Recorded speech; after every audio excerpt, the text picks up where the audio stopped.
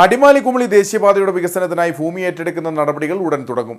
പട്ടണങ്ങളെ ഒഴിവാക്കി ബൈപ്പാസുകൾ അനുവദിച്ചാണ് പദ്ധതിക്ക് അന്തിമ അനുമതി നേടിയത്. 90 കിലോമീറ്ററാണ് അടിമാലി കുമളി ദേശീയപാതയുടെ ഇപ്പോഴത്തെ ദൂരം. പുതുക്കിയ അലൈൻമെന്റ് അനുസരിച്ച് ദൂരം 77 കിലോമീറ്ററായി കുറയും. 30 മീറ്റർ വീതിയിൽ 2 ലൈൻ വിത്ത് പേവിഡ് ഷോൾഡർ രീതിയിലാണ് റോഡ് വികസിപ്പിക്കുന്നത്. 13 മീറ്ററാണ് നിലവിലുള്ള ടാറിങ്ങിന്റെ വീതി. നേരത്തെ 18 മീറ്ററായിരുന്നു പദ്ധതിക്കായി നിർദ്ദേശിക്കപ്പെട്ടിരുന്നത്. എന്നാൽ പുതുക്കിയ വിജ്ഞാപനമനുസരിച്ച് 30 മീറ്റർ വീതിയിൽ സ്ഥലം ഏറ്റെടുക്കും.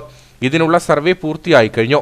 കൊടും വളവുകൾ നേരെയാക്കുന്നതിന് പരമാവധി പ്രാധാന്യം കൊടുത്തിട്ടുണ്ട്. കൂടുതൽ പാലങ്ങൾ നിർമ്മിച്ച ടൗൺഷിപ്പുകൾ ഒഴിവാക്കി ബൈപ്പാസുകൾ അനുവദിച്ചാണ് റോഡ് വികസിപ്പിക്കുന്നത്. റോഡ് വികസനം സാധ്യമാകുന്നതോടെ ഇടുക്കിയുടെ ടൂറിസം മേഖലയ്ക്കടക്കം അത് കൂടുതൽ കരുത്താകുമെന്നാണ് പ്രതീക്ഷ.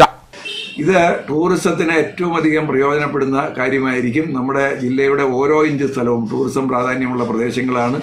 ആ പ്രദേശങ്ങളിലെല്ലാം ടൂറിസത്തിൻ്റെ വരുമാനം നേടിയെടുക്കാൻ സാധാരണക്കാർക്ക് പോലും സാധ്യമാകുന്ന തരത്തിലാണ് ഈ റോഡിൻ്റെ റൂട്ട് നിശ്ചയിക്കപ്പെട്ടിട്ടുള്ളത്. വളരെയധികം പ്രയോജനം ഇടുക്കി ജില്ലയ്ക്കുണ്ടാകും. അടിമാലി പട്ടണത്തിന് വലിയ വികസനം ഉണ്ടാകും. റോഡിൻ്റെ ഓരത്ത് ഈ പട്ടണത്തിന് വികസിക്കാനുള്ള ഒരു സാധ്യതയാണ് വരുന്നത്. ഏറ്റവും അധികം വികസനത്തിൻ്റെ സ്ഥിരകേന്ദ്രങ്ങൾ ആയി മാറുന്നത് ഈ റോഡുകളാണ്. അതുകൊണ്ട് ഇതിൻ്റെ വശങ്ങളിലെല്ലാം നല്ല സ്ഥാപനങ്ങളുണ്ടാകും, വലിയ വ്യാപാര വ്യവസായ സംരംഭങ്ങളുണ്ടാകും.